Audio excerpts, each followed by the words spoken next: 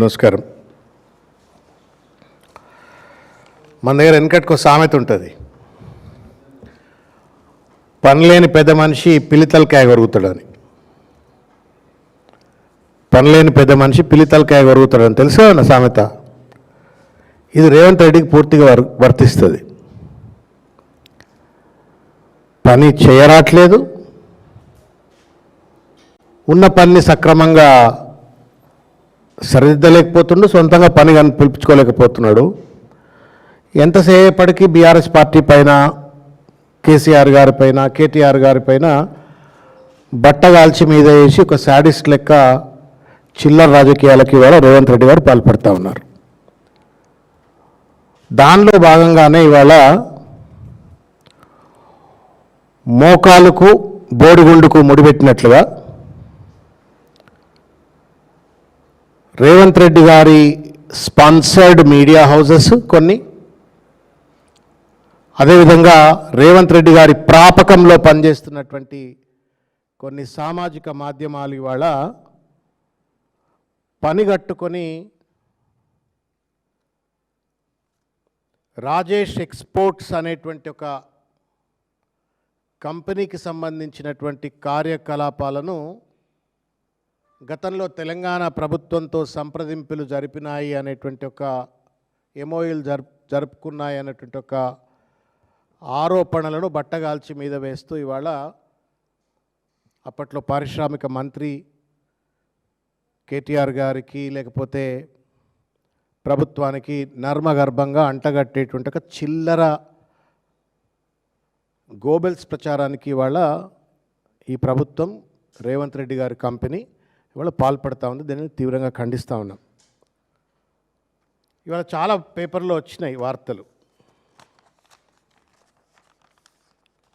ఇగో ఇదొక కట్టుకథ, తర్వాత ఇగో ఇదొక కట్టుకథ,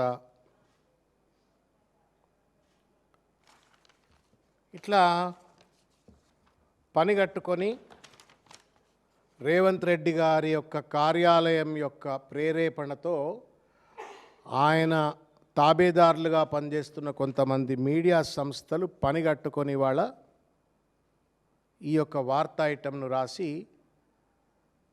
ఎట్ ద సేమ్ టైం ప్యారలల్గా సామాజిక మాధ్యమాలలో పెద్ద ఎత్తున బీఆర్ఎస్ పార్టీని బద్నాం చేసేందుకోసం అన్నట్లుగా ఇవాళ ఒక తప్పుడు ప్రచారాన్ని చేపడతా ఉన్నారు. రాజేష్ ఎక్స్పోర్ట్స్ అనే కంపెనీకి అప్పట్లో పారిశ్రామిక మంత్రిగా ఉన్నటువంటి ఒక కేటీ రామారావు గారు తప్పుడు పద్ధతిలో ఏదో వీళ్లకు ఎంఓఈ చేసిండని, లేకపోతే మొత్తం రాష్ట్ర ఖజానా అంతా దోచిపెట్టిండని, భూములన్నీ తీసుకుపోయి కంపెనీకి కట్టబెట్టిండని చెప్పని చిల్లర మల్లర పచ్చి అబద్ధాలు ఇవాళ సామాజిక మాధ్యమాల్లో ప్రచారం చేస్తున్నారు. రేపో మాపో అది పేపర్లో కూడా వస్తుంది. ఎందుకంటే ఇది బిగినింగ్, ఇదేమో ఫస్ట్ స్టెప్. సెకండ్ స్టెప్ డైరెక్ట్గా పేపర్ వాళ్ళు ఆ సామాజిక మాధ్యమాలు వచ్చిన వార్తనే రాస్తారన్నమాట.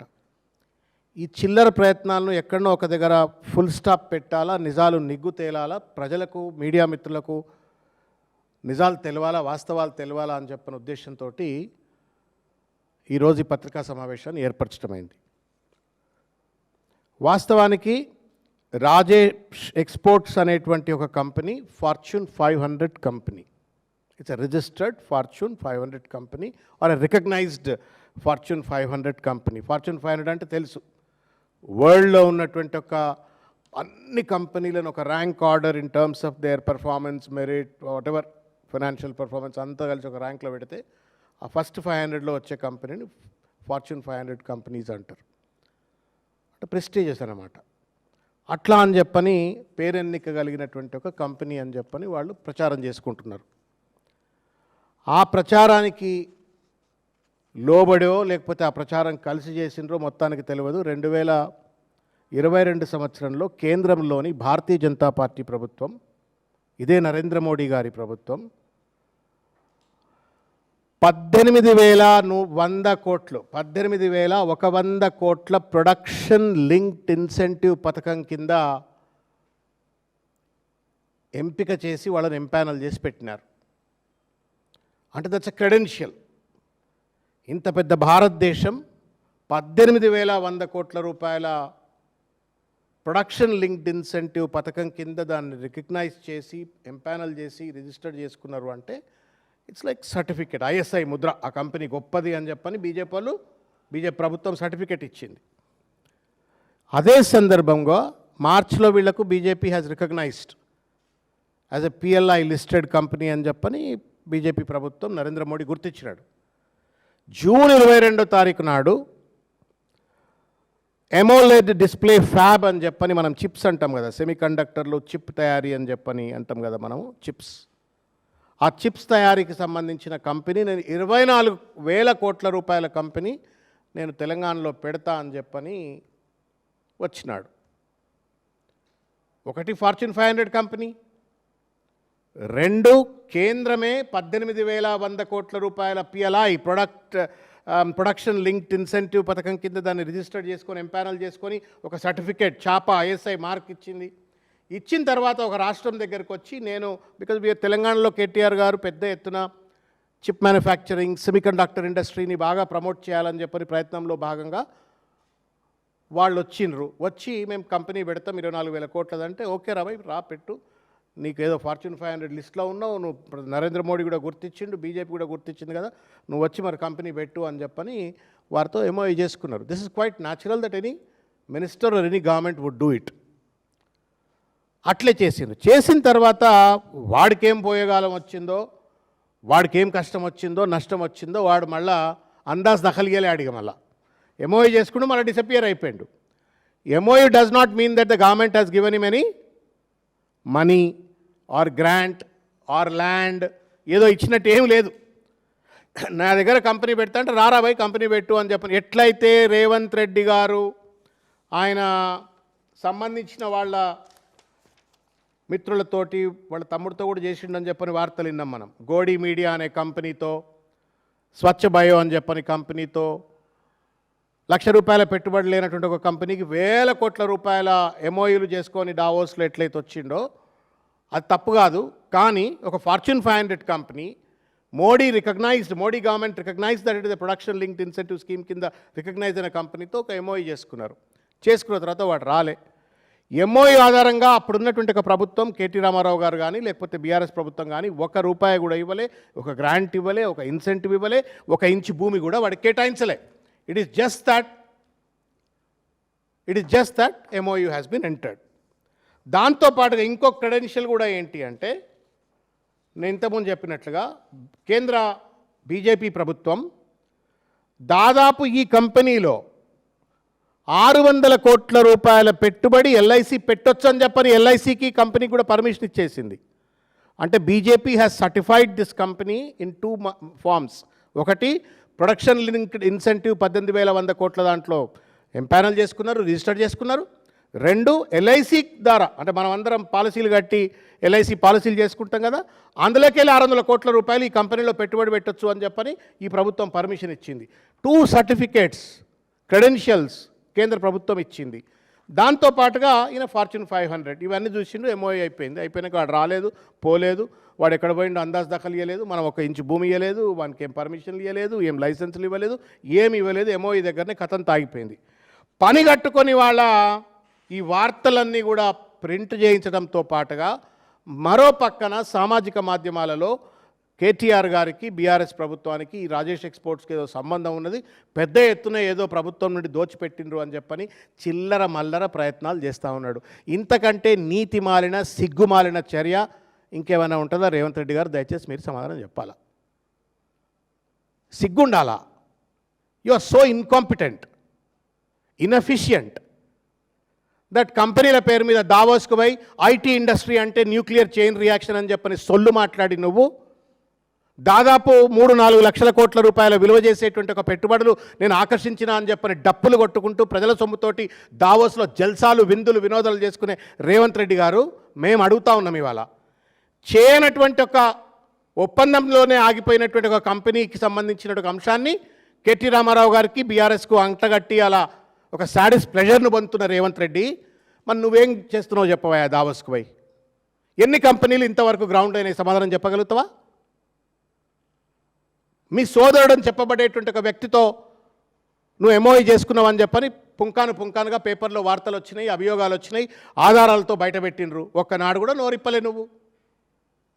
గోడి మీడియా అని చెప్పని వాడు 100 రూపాయలకు కూడా నెత్తి మీద రూపాయి పెడితే పావులకు కూడా కొన్నటువంటి కంపెనీతోటి దావోస్లో పోయి ఒప్పందం చేసుకుంటే కూడా ఇది తప్పు అంటే కూడా నువ్వు ఇంతవరకు సమాధానం చెప్పలే. హైదరాబాద్ తెలంగాణ బేస్డ్ కంపెనీలను తీసుకెళ్ళి నువ్వు దావోస్లో ఒప్పందాలు చేసుకొని ప్రజలను మభ్యపెడితే ఇది ఎట్లా అని చెప్పని అడిగితే నువ్వు సమాధానం చెప్పలేదు. అదానీ అంబానీ లాంటి వాళ్ళతో అడ్డమైనటువంటి ఒక ఒప్పందాలు చేసుకుంటా ఉన్నావు. కాంగ్రెస్ మూల సిద్ధాంతానికి వ్యతిరేకంగా దావోస్లో నువ్వు ఒప్పందాలు చేసుకుంటున్నావు. ఇదేం వైపరీత్యం నాయనా అని చెప్పని అడిగితే సమాధానం చెప్పవు. కానీ సిగ్గు ఎగ్గు లేకుండా నీ చేతగానితనాన్ని, నీ అసమర్థతను, నీ పరిశ్రమలను ప్రోత్సహించలేనటువంటి ఒక సన్నాసితనాన్ని, పెట్టుబడులను ప్రోత్సహించి పెట్టుబడులు తేవలేనటువంటి ఒక చేతగానితనాన్ని కప్పిపుచ్చుకోవడం కోసం 24 గంటలు కష్టపడాడు కేటీఆర్ గారు. 50,000 కోట్ల రూపాయల పెట్టుబడి ఐటీ ఎక్స్పోర్ట్స్ ఉన్నటువంటి తెలంగాణ రాష్ట్రాన్ని దాదాపు 3 లక్షల కోట్ల రూపాయల ఎక్స్పోర్ట్స్కు కష్టపడి 9 ఏళ్లలో తీసుకుపోయిండు. 50 ఏళ్లలో 50,000 కోట్లుంటే 50 ఏళ్లలో 50,000 కోట్లుంటే 3 లక్షల ఐటీ ఉద్యోగాలు ఉన్నది 9 లక్షల ఉద్యోగాల వరకు కేటీఆర్ గారు పెంపొందిస్తే నువ్వేం సాధించినావు 2.5 సంవత్సరాలుగా? దయచేసి సమానం చెప్పమని చెప్పని నేను కోరుతా ఉన్నాను. ఏం సాధించినావు చెప్పు. సిగ్గులేదు ప్రభుత్వానికి. Every year it is customary, mandatory. Unfortunately media houses have failed to question ఇటువంటి ఒక ఫండమెంటల్ ఆఫ్ ది థింగ్స్ను మీడియా ప్రశ్నించడం మర్చిపోయింది. రేవంత్ రెడ్డి ఆటలు నడుస్తూ ఉన్నాయి. ప్రతి సంవత్సరము it is customer, it is mandatory. IT exports ఎంత, ఐటీ ఎంప్లాయ్మెంట్ ఎంత జనరేట్ చేస్తున్నావు, ఎన్ని కొత్త కంపెనీలు వచ్చినాయి, MoUs how many have been actually translated into reality action అని చెప్పని నువ్వు రిపోర్ట్స్ను పబ్లిష్ చేయాల్సిన అవసరం ఉంది. ఒక్క రిపోర్ట్ లేదు. దొంగలు కలిసి దేశాలు పంచుకున్నట్టుగా దావోస్కు పోతావు, సంతకాలు పెడతావు, వస్తావు, ఏమైందో అవన్నీ తెలియదు. పేరుకు మాత్రం డబ్బాలు కొట్టుకుంటుంటావు, ప్రజల సొమ్ముతోటి దావోస్ పోయేస్తావు. నేను ఇంకొక విషయం చెప్తా, మీడియా సోదరులకు తెలుసుకోవాలా, ఎందుకంటే ఇది పెట్టుబడులకు సంబంధించిన అంశం కాబట్టి దయచేసి మీ దృష్టికి రావాలని చెప్పి నేను కోరుతా ఉన్నాను, ప్రజలకు కూడా తెలియజేయాలని చెప్పని. There was something called TSI pass. KTR గారు, కేసీఆర్ గారు పెద్ద ఎత్తున ఒక వినూత్నమైనటువంటి ఒక ఈజ్ ఆఫ్ డూయింగ్ బిజినెస్ కోసం అని చెప్పని పట్టుకొచ్చినటువంటి ఒక single window mechanism TSI pass. ఆ dashboard was real time. ఎవరైనా సరే, ఏ పౌరుడైనా సరే, ప్రపంచంలో ఏ నలుమూలలో ఉన్నా సరే, తెలంగాణలో ఉన్నటువంటి ఒక పెట్టుబడులేంది, ఏ కంపెనీలు వచ్చినాయి, ఎన్ని ఉద్యోగాలు క్రియేట్ చేసినాయి అని చెప్పని ఒక online real time dashboard. ఇలా రియల్ టైం లేదు, డాష్ బోర్డ్ లేదు, మొత్తం రేవంత్ రెడ్డి కింద పెట్టేసుకున్నాడు. You can't see anything about TSI pass today. ఎందుకంటే పెట్టుబడులు రావట్లేవు, ఉద్యోగాల కల్పన లేదు, సమాచారం లేదు, ప్రజలను గోప్యత గురి చేయటం, అడ్డమైనటువంటి తప్పుడు ప్రచారాలు ఇటువంటివి చేయటం. ఇది రేవంత్ రెడ్డి గారు చేస్తున్నటువంటిది. ముఖ్యమైనటువంటి ఒక విషయం తెలంగాణ సమాజం దయచేసి అర్థం చేసుకోవాల్సిన ముఖ్యమైన ఒక విషయం ఏంటి అంటే, ఇవాళ నేను ఇంతకుముందు చెప్పినట్టుగా ఈ రాజేష్ ఎక్స్పోర్ట్స్ అనేటోడు Rajesh Mehta, this man is from Gujarat. అంటే అమిత్ షా మోడీ గారి యొక్క స్వరాష్ట్రమైనటువంటి ఒక గుజరాత్కు చెందినటువంటి ఒక పెద్ద మనిషిన. సరే, గుజరాత్ వాళ్ళు వాళ్ళ మంచి చెడు మనకి ఎక్కతొక్క చెప్పుకోవాల్సిన అవసరం లేదు, పెద్ద వ్యాపారస్తులు. ఆయనకు సర్టిఫికేట్ ఇచ్చింది ఎవరు? మోడీ ప్రభుత్వం. 18,100 crores ప్రొడక్షన్ లింక్డ్ ఇన్సెంటివ్ కింద అతను రిజిస్టర్ చేసుకుంది ఎవరు? మోడీ గారి ప్రభుత్వం.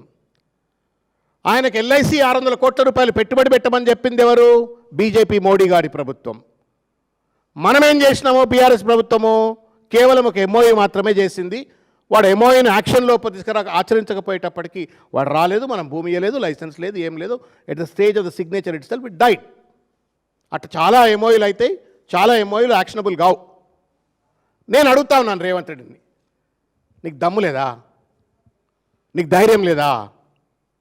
నీ దృష్టిలో నువ్వు రాపిచ్చినటువంటి ఒక కథనాల ప్రకారంగా ఇది ఒక ఫేక్ కంపెనీ అయినట్టయితే, ఫేక్ కంపెనీ అనుకుందాం, I also agree it's a fake company.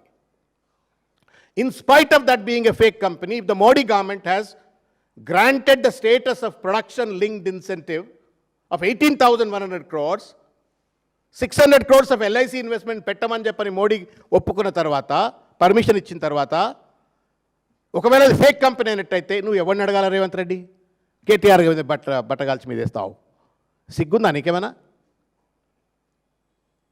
You have, I mean, ప్రతిదానికి నిద్రలేస్తే పండుకుంటే, లేస్తే పడుకుంటే కేటీఆర్ కేటీఆర్ కేటీఆర్, ఇంతేనా? ఇక దీనివల్ల పెట్టుబడులు వస్తాయా? దీనివల్ల తెలంగాణ యువతకు ఉద్యోగాలు వస్తాయా? దీనివల్ల నిర్వీర్యం అవుతున్న తెలంగాణ బడ్జెట్ ఏమైనా బాగుపడుతుందా? నీకు దమ్ముంటే నరేంద్ర మోడీ గారిని ప్రశ్నించు, నీకు దమ్ముంటే బీజేపీని ప్రశ్నించు, నీకు దమ్ముంటే ఈ గుజ్జు కంపెనీకి ఎట్లా నువ్వు 18,100 కోట్ల రూపాయల ప్రొడక్షన్ లింక్డ్ ఇన్సెంటివ్ ఇచ్చినావు, దాన్ని నువ్వు ఎట్లా 600 కోట్ల రూపాయల ప్రజల ధనమైన ఎల్ఐసి సొమ్మును ఎట్లా పెట్టుబడి పెట్టమని చెప్పిన ఆయన అడిగేటువంటి రాతలు రాయించే బదులుగా, సామాజిక మాధ్యమాల్లో కేటీఆర్ గారిని బదనాం చేసే బదులుగా నరేంద్ర మోడీని అడుగు. ధైర్యం లేదు, లాగులు దడుస్తున్నాయి. ఎందుకు? బడే బాయ్ చోటే బాయ్, హంస జుడ్జావ్ అని చెప్పని నరేంద్ర మోడీ గారు వేదిక మించి అంటాడు. రేవంత్ రెడ్డి సంకలు గుద్దుకుంటా 2 చేతులు పెట్టి దండం పెడతాడు. ఇటువంటి అడ్డమైన పనులన్నీ చేసిన తర్వాత కూడా ప్రశ్నించే ధైర్యం లేకుండా ఇవాళ బట్టగాల్చి మళ్ళీ కేటీఆర్ గారి పైన వేసే ప్రయత్నం చేస్తూ ఉన్నారు. ఎంతవరకు న్యాయం అవుతుంది తెలంగాణ సమాజం? దయచేసి ఆలోచించాలని చెప్పి నేను కోరుతా ఉన్నాను. నేను ఒక విషయం చెప్పదలుచుకున్నా, రేవంత్ రెడ్డి గారు కూడా దయచేసి వినాలని చెప్పి కోరుతున్నా. దుర్యోధనుడు వాస్తవంగా ఒక మహాబలశాలి, అద్భుతమైన బలశాలి. రేవంత్ రెడ్డి లెక్కనే వెరీ స్ట్రాంగ్ పర్సనాలిటీ. అంత స్ట్రాంగ్ పర్సనాలిటీ, అంత పెద్ద కౌరవ వంశానికి పెద్ద కొడుకు అయిన తర్వాత సర్వనాశనం కావడానికి ఒకటే ఒక కారణం. భీష్ముడు, ద్రోణుడు, కర్ణుడు, కృపాచార్యుడు పెద్ద పెద్దోళ్ళు అంటున్న తర్వాత కూడా దుర్యోధనుడు ఆగం కావడానికి ఒకే కారణం ఏంటి అంటే అసూయ, మాత్సర్యం, lack of priorities, lopsided priorities, jealous. దానితో దుర్యోధనుడు సర్వనాశనమైండు, కౌరవ వంశం నాశనమైంది. ఆయన కొమ్ము కాసే విధంగా ఉన్నటువంటి ఒక ద్రోణ, భీష్మ, కృపాచార్య, కర్ణ అందరూ చచ్చిపోయినారు. Same thing is doing to Congress party today. ఆయన ఆగమవుతున్నాడు, కాంగ్రెస్ పార్టీని ఆగం చేస్తున్నాడు. దాంతో పాటుగా ఇవాళ ఆయన తెలంగాణ ప్రభుత్వాన్ని సర్వనాశనం చేస్తున్నాడు. నేను మీడియా మిత్రులకు, ప్రజలకు దండం పెట్టి చెప్తున్నా, హీఈస్ డిస్ట్రాయింగ్ ద స్టేట్. చేతగాట్లా 10 రూపాయలు ప్రతిరోజు 100 రూపాయలు ఖర్చు పెడితే 110 రూపాయలు అప్పు తెస్తున్నాడు ఆయన. 100 రూపాయలు ప్రభుత్వం ఖర్చు పెడితే 110 రూపాయలు అప్పు చేస్తున్నాడు. ఇవాళ is incompetent, is not able to generate money. ఆయన ముఖం చూసి ఎవడు పెట్టుబడి పెడుతుంది కూడా ఎవడు రావట్లేడు. అద్భుతంగా రెవెన్యూ కాంట్రిబ్యూట్ చేసే ఎక్సైజ్ రంగం ఇవాళ సర్వనాశనం అయిపోయింది. ముఖం లేక ఇవాళ టీఎస్ఐ పాస్ వెబ్సైట్ను డౌన్ చేసి పెట్టినరు. They don't want to showcase the number of companies that are coming in, number of employment that is being provided. ముఖం లేక ఇవాళ ఐటీ ఎక్స్పోర్ట్స్ను, ఐటీ ఎంప్లాయ్మెంట్ను అట్లా మనం గర్వంగా చూపెట్టుకుంటుండే. Telangana 9 lakh employment, Telangana 3 lakh exports అని చెప్పని గర్వంగా చూపెట్టుకుంటుండే. కనబడతలేదు ఇవాళ. ఒకటి కనబడుతుంది, అసూయ, జలస్. కేటీఆర్ గారి పైన జలస్, కేసీఆర్ గారి పైన జలస్, బీఆర్ఎస్ పార్టీ పైన జలస్. దీంతో ఒకవేళ నువ్వు జలస్ పడితే పడవా, దీంతో నీ కడుపు నిండదో నాకు తెలియదు, కానీ తెలంగాణ ప్రజల కడుపు ఏమైనా నింపుతావా? సంపద ఏమైనా సృష్టించగలుగుతావా? ఆర్థికంగా అష్టకష్టాలు పడుతున్న తెలంగాణ రాష్ట్రాన్ని ఏమైనా బాగుపరచగలుగుతావా? దయచేసి రేవంత్ రెడ్డి గారు సమాధానం చెప్పాలని నేను కోరుతా ఉన్నాను.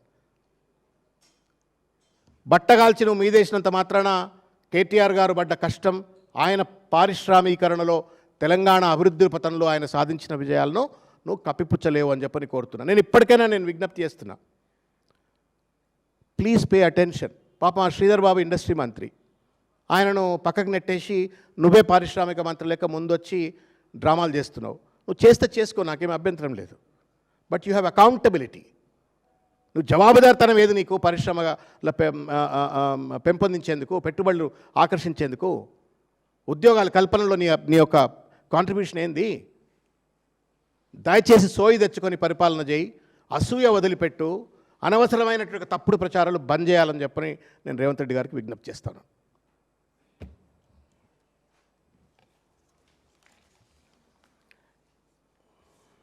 ఇంకొక అంశం